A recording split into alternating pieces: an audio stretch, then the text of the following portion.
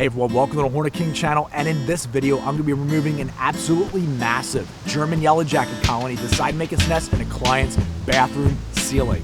This nest was absolutely booming with over 8,000 yellow jackets inside of this colony. So I cut the nest out of the ceiling, brought it home, and fed it to my animals. My 2 emus, my 12 chickens, and my Rhea. Here's the video, check it out. I'm the Hornet King, and I removed some incredible and insane wasp nests.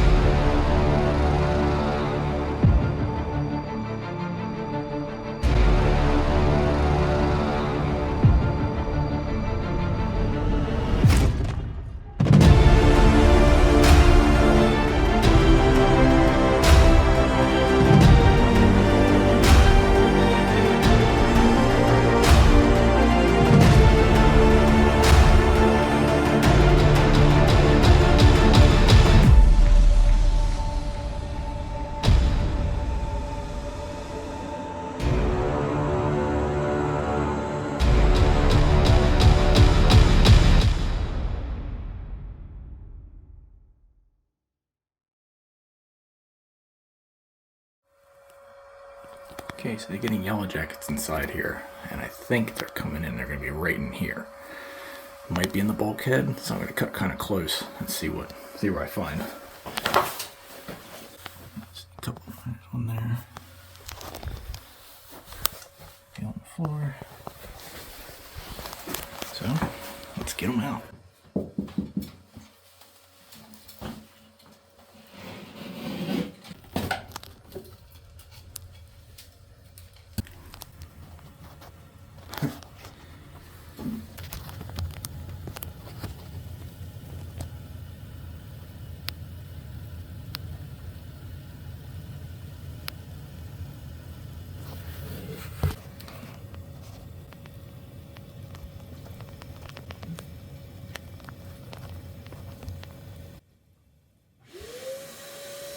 So this elderly client had a colony of German yellow jackets, Vesicula germanica anthic, above her ceiling in her bathroom.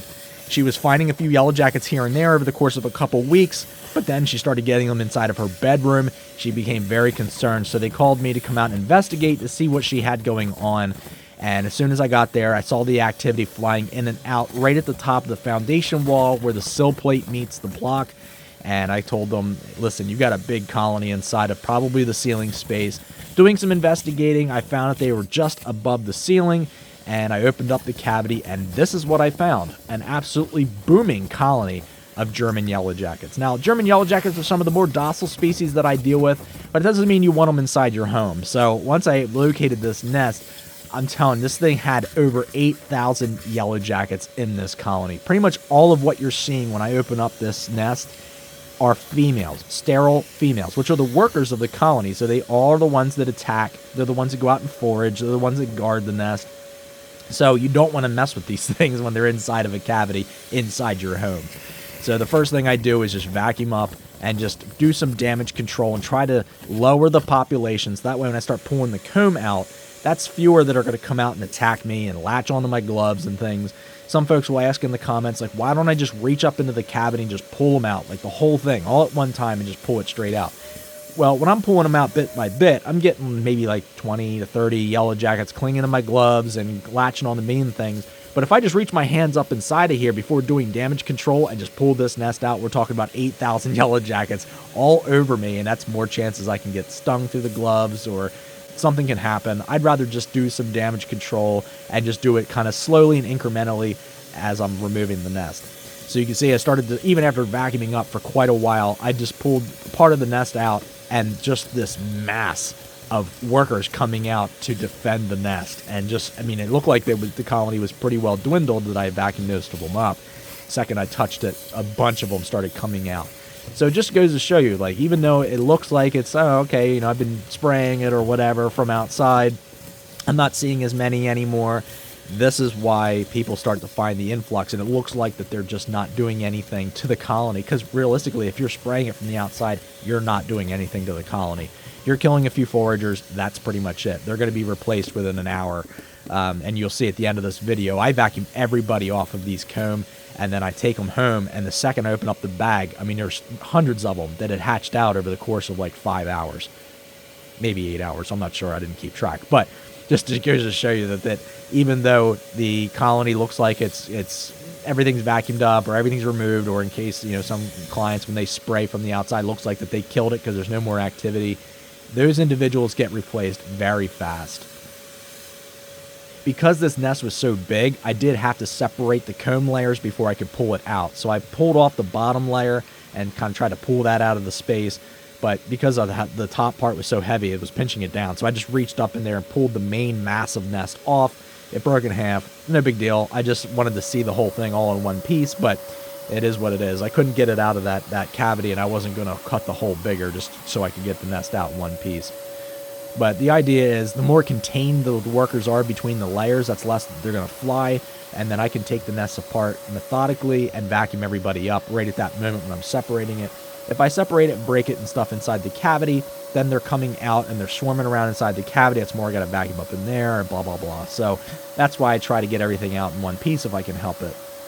But just look at the size of this thing, and it was absolutely packed with larvae and pupa. So at the end of the season, when the queen stops laying eggs, the colony starts to dwindle and wane and things, and that's when a lot of the queens start hatching out of those cells. But the thing is, at this point, this colony hadn't started releasing a lot of queens yet, so a lot of the queens hadn't started hatching. This gets kind of confusing for a lot of folks, so they'll ask me, like, well, okay, so where did the new queens come from and things? So just to give you a quick synapse, the queen that starts this colony in the beginning of spring, she was mated the previous year from her colony that she was hatched from. So she is now fertilized. She flies, starts hibernating under some brush or in some foliage or in a log or something to protect her over the wintertime. And then the next spring, she emerges to look for a new place to live, new cavity to build if it's a cavity building species like German yellow jackets or something. So she finds her own new cavity and she starts building her colony. By one queen, all of these yellow jackets have hatched from. So the queen goes around, she starts doing foraging, she starts catching bugs, while also simultaneously building the nest and laying eggs. So as the larvae start developing and then pupating and then hatching into workers, those workers then start doing all the foraging and catching bugs and bringing back and tending to larvae and things. And the queen's sole role becomes just laying eggs. That's her only purpose then, is just to continue laying eggs. So towards the end of the season, she lived for about a year. So say she was hatched in September of the previous year. Well, by like mid-September of the current year with her colony, she dies. So if she dies naturally or if she gets mutantized against by the workers when she stops laying eggs because she no longer has any, whatever happens, she dies towards the end of the season. So she dies usually about a year after she has hatched. So after she dies, then there's no one to lay new eggs for new workers to develop. So the workers that are there, that's the peak of that colony. It's the peak of the population. So once those workers start dying off, there's no one there to replace them. So the colony starts to wane.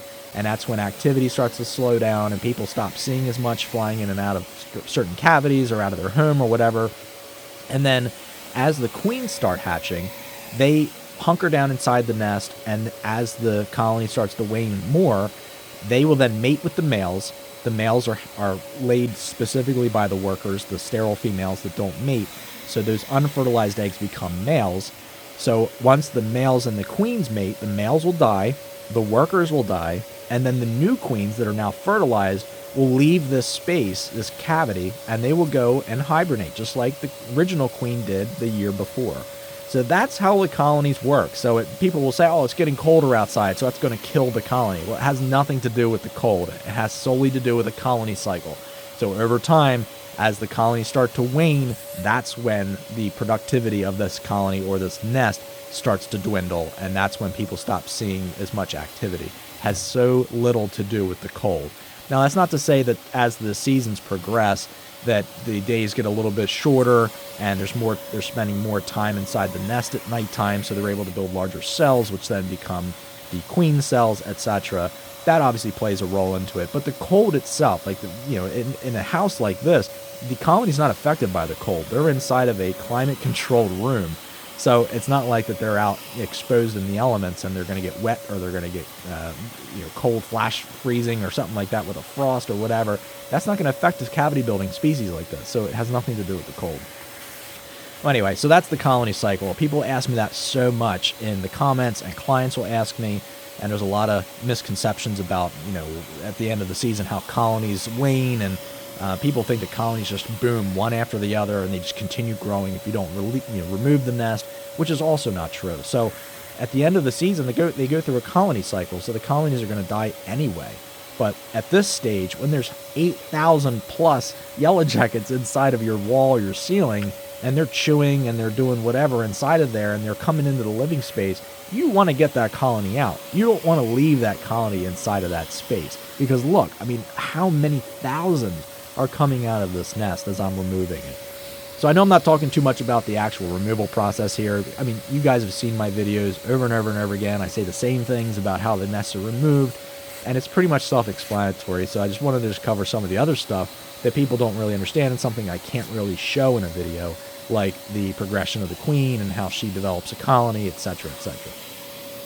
So, but with this particular colony, because it was so populated and because there were so many workers, this did take me quite a while. I think this took me about an hour and a half, but I just had to take my time and do a lot of damage control because I wanted to make sure I got as many of these individuals out of this lady's home as I could. So being inside of a bathroom, I was able to close myself off inside this space, which was great because everything was consolidated inside of her bathroom. So I just got to take my time, and all the ones that were coming out of the cavity while I was removing the nest were just flying right to these lights. So I was able to just kind of vacuum everybody off at that time. So, and that's the other thing, like when I'm removing a nest and I'm pulling it out of a cavity space, I'm not worried about the ones that make it into the room because they're not going to go anywhere. I don't open windows for them to fly outside because guess where they're going to go when they fly outside? They're going right back to the entranceway. So I leave everything consolidated inside that space while removing it.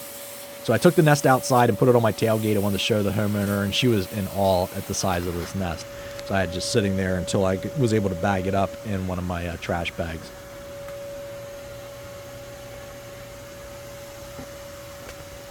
So just going back around doing another once over, I did put a little spider and scorpion spray up inside that cavity.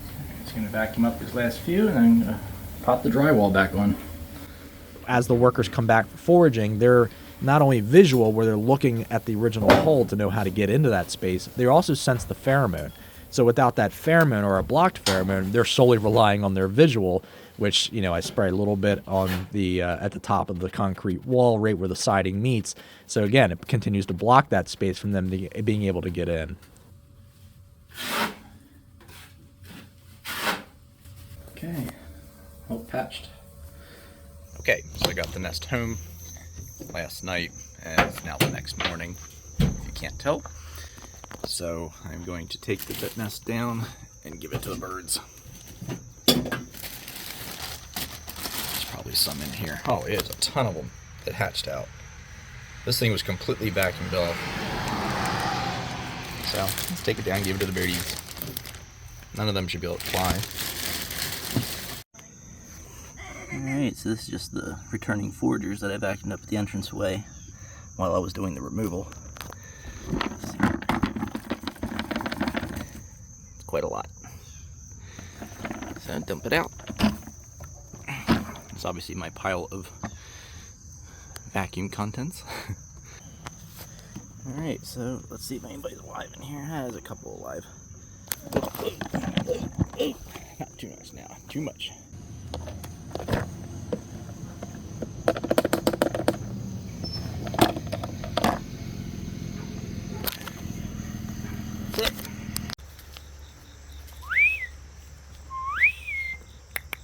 Hello, birdies.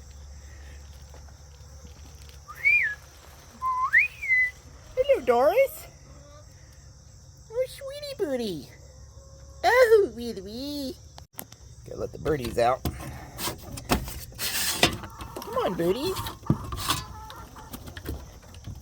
Good morning, birdies.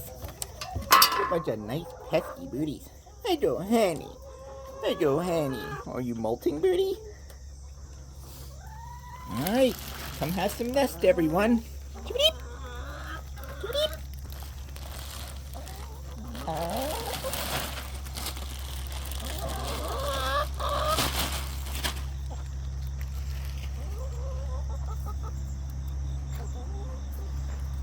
We got some yellow jackets on here, but that's okay. These just hatched. That is crazy. Look how many of these just hatched. That is nuts. Some of them can fly a little bit. Not too.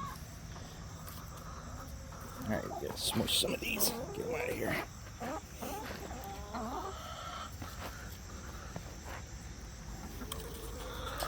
Oh, I'm sorry. Let me open the door for you, birdies. You gonna go lay an egg? Go ahead, go lay an egg. Go lay an egg. Oh, you finally made it out.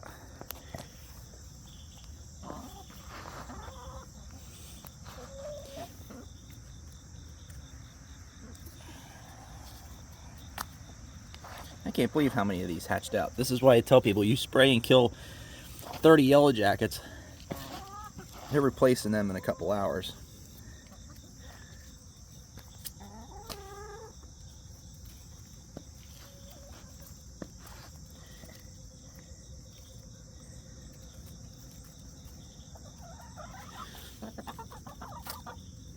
Man, look at all these.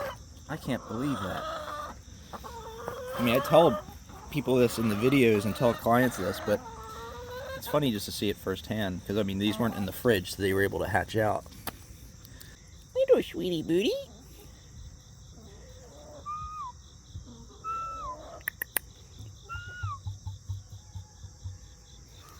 There you go, Doris.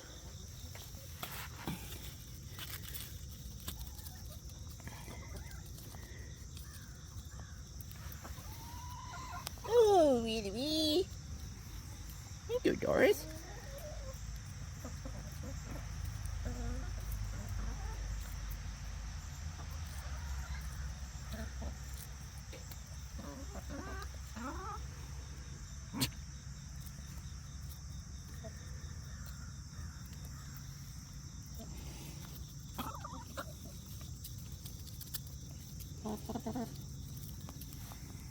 The good birdies?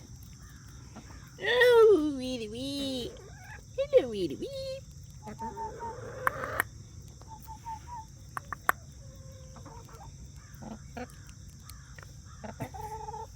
You have enough, booty? Oh, Rhea-the-Rhea. Hello, Doris. Hello, Doris.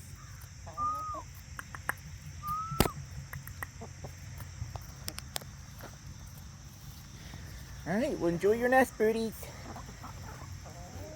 What a good girl, Henny. What a good girl, Henny. Hello, Henny. Oh, little red birdies. Somebody's laying an egg, I guess. Oh, two of the Ronettes. Oh, sweetie birdie.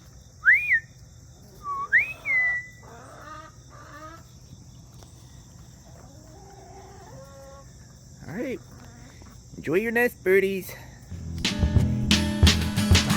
Alright everyone, thanks so much for tuning in to check out this video. If you guys enjoyed this content, drop in the comments, let me know what you think. If you have any suggestions for future videos, something like see me cover in an upcoming video, also drop in the comments, let me know. If you guys haven't subscribed already, please consider doing so and hit that bell notification down below, and that way you guys get an update anytime I do post a video. Alright everyone, thank you so much for tuning in to check out this video and supporting my channel, and I'll catch you on the next video.